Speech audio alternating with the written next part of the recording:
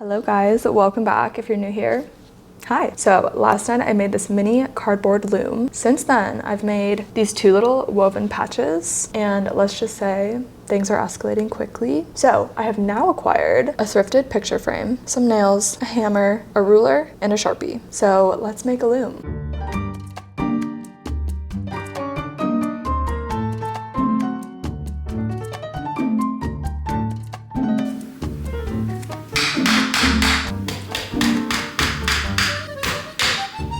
Okay, change of plans. This is so loud and I hate being that person, so I'm gonna do this outside. It's actually very nice out. So let's get some sunshine while we hammer these nails in.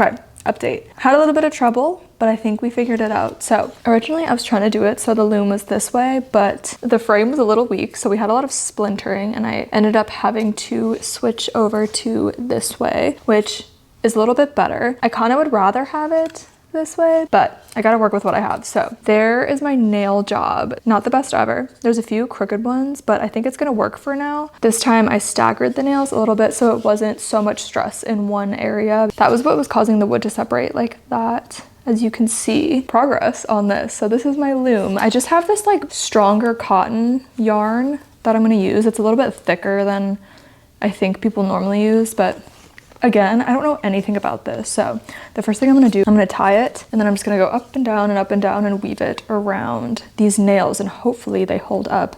I might have to do a little bit of reinforcement though, so we'll see.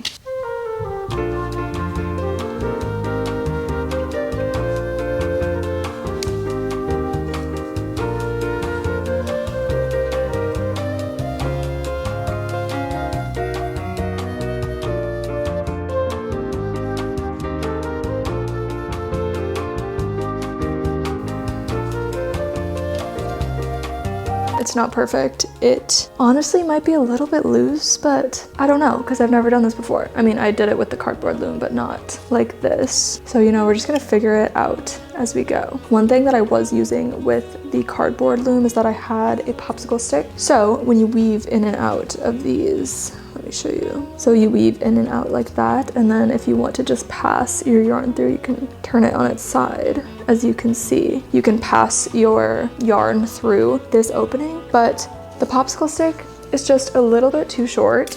So I just taped two popsicle sticks together. I know you can use cardboard, but this cardboard is like super flimsy. So I could maybe find some cardboard that's a little bit more strong and use that. But for now, we're just gonna try this out. It's kind of annoying because the tape is in the middle, but I feel like as long as it stays where it needs to, that's gonna work out. This is a DIY loom, really on a budget, you guys.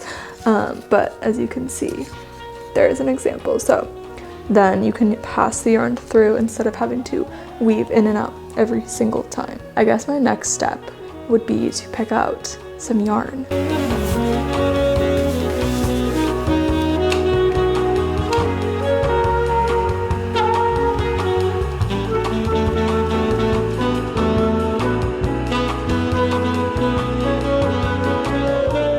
So this is what I could find. I just hand wound these little hand spun. These were like tiny spins that I was just kind of like experimenting. Like honestly, these two are like felted almost, but I feel like it would look cool. Like I feel like it would add some cool texture. So I have some hand spun bits. I have this yarn that I think would add like a really cool texture. It is super thin though. Then I have this yarn that might look cool. Honestly, this thing is tiny, so I don't know how much of the stuff I'll actually use, but we're gonna give it a shot. I need to figure out how to start properly. Like, I know there's like a way to start it that looks nicer. So I'm gonna do a little research.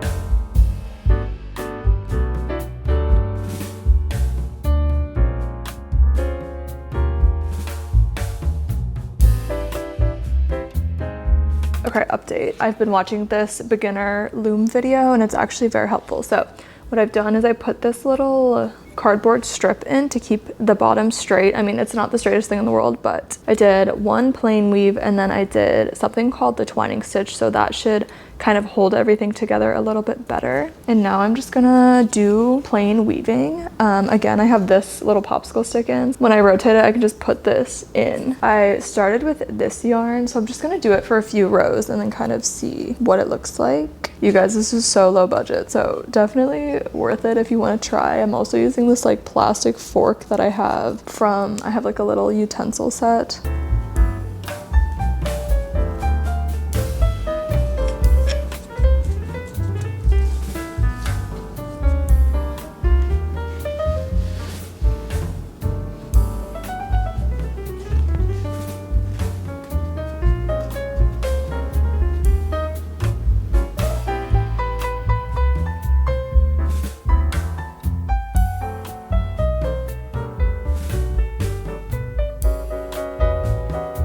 It is quite a bit later. I kind of got really dialed in to this weaving. It's so much fun. This is what it looks like so far. I might add some more green on top and then finish it, and then I have to figure out how to get it off the loom. I think actually once I'm done with this one too, I'm gonna make a bigger cardboard loom. It's way easier to make at home, so I'll definitely show you guys how I do that so you can make one at home. You can make one of these at home too, but it's a little bit more effort. So I'm gonna finish this up and then figure out how I'm gonna take it off.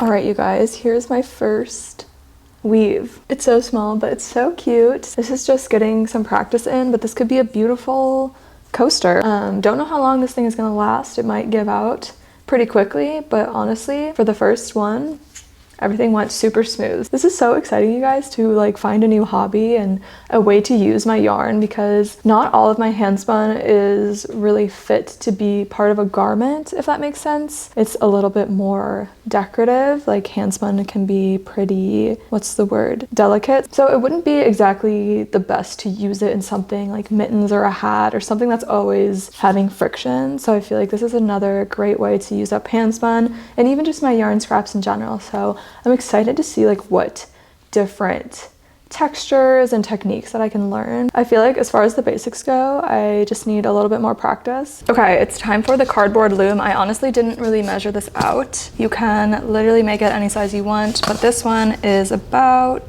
23.5 centimeters by 29.5 centimeters. But that won't be like the full size, if that makes sense. Like it'll be a smaller portion of this. I still honestly haven't decided if I want to cut out the middle so it's open. Like this one, you don't really have to, but I feel like it'd be easier to kind of like weave in and out. So what I did for this one, so these nails I did all 1/2 centimeter apart, so that's pretty much what I'm gonna do for this. I feel like that was like decent, but just to start out, I'll do 1/2 centimeter increments. So I have my pen. I'm just gonna mark along these lines.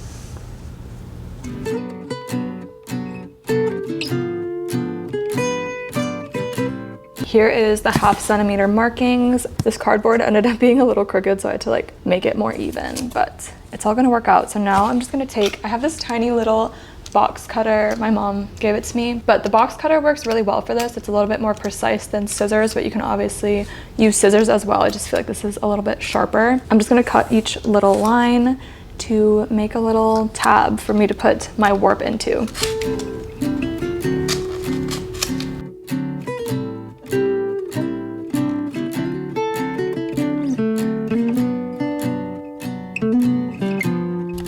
So I cut out all the tabs, and I also cut out a little cardboard rectangle so I can like weave it in. Hopefully this is durable enough. So let's put our warp on.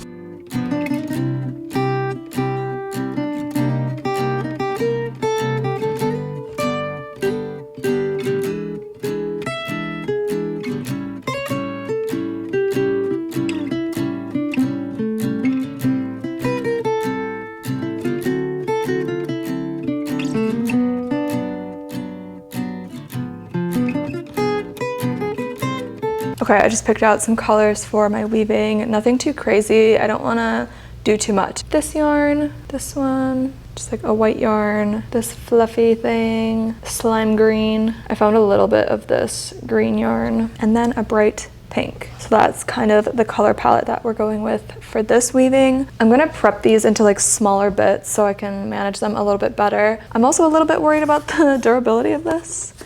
But we're gonna find out. This isn't like the sturdiest cardboard in the world, but I think it's gonna work either way.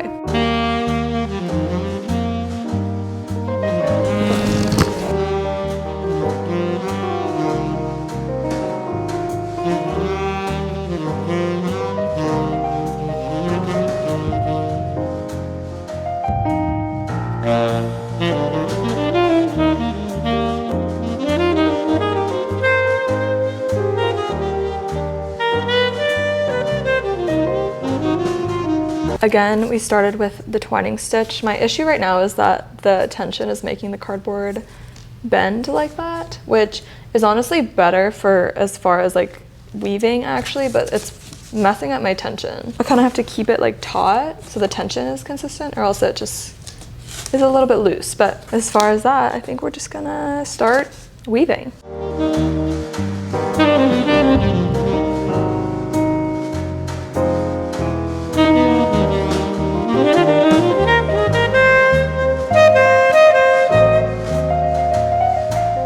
Here's what I have so far. I decided to start doing like little shapes instead of just having like each row be one color. I want to try to do shapes. So I think I'm gonna do a square here and then maybe like a circle. Kind of what I'm experimenting with right now. As far as like this side, I have to figure out how to like connect these two or else there would be a hole. So we're just kind of experimenting. It would be cool to do this like a house on a hill. I feel like I've seen that before, but it'll be cool to do like different shapes in the future. But I really like how bright this green is. This is a Noro yarn that I thrifted. I think I bought it on eBay actually a while ago, but I just really like how it pops, especially with this bright pink. So I think I'm gonna do the circle in like a bright pink color, but have like a big chunk of green there. I'm having so much fun kind of planning this out in my head as I go along. A few things that I'll note is the fork is such a game changer. Obviously, if you have a comb, that would work a lot better, but the fork has been super helpful. This loom is obviously a lot bigger than my last one, so I'm feeling like this is taking a while, only because the first two that I did were super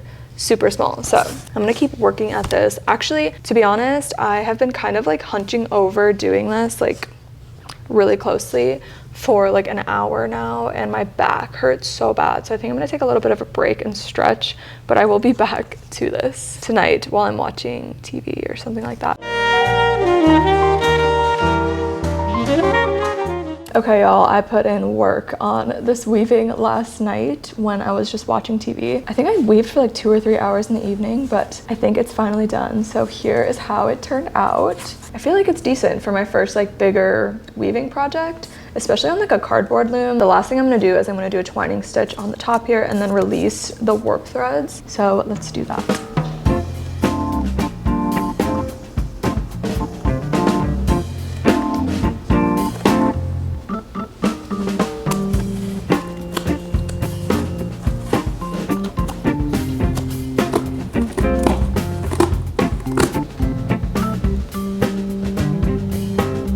Okay, we're now off the loom. This is so exciting. There is a lot of ends to weave in, but honestly, if you have like one side that's gonna be displayed, which I think this is gonna be more of something I'm gonna hang up on the wall, I might just weave in the ends like really messily because this is gonna be the back side anyways. I can't decide if I wanna tuck these little warp threads in or if I want to tie them and like have them stick out, but I feel like if it is going on the wall, it might look better if I tuck them all in and just have it be like the shape of what the weaving actually is. So I'm gonna do that really quick. Actually, probably not quick, it's gonna take me a while, but I'm gonna do that and then I'll show you the final product.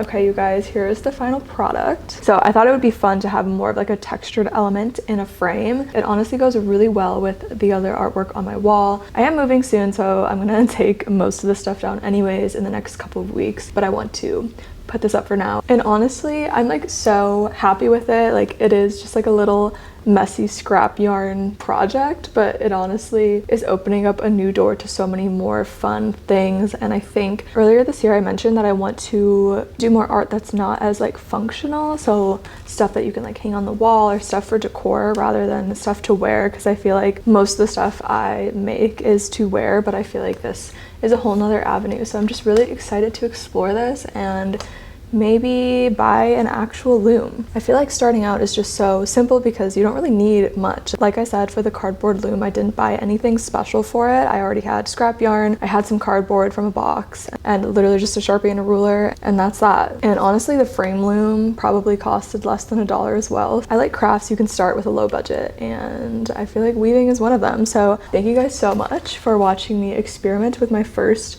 couple weaving projects. This is so exciting. Let me know if you're a weaver, if you have any tips or tricks for me or things you think I should learn. Let me know if you are thinking of weaving after watching this video or making a cardboard loom. Yeah, thanks for all the love on here. I appreciate you guys so much, and just watching my videos. It's so exciting to have you here. If you enjoyed this video, make sure you give it a like, make sure you subscribe. I hope you have a great day, and I'll see you in the next video. Bye.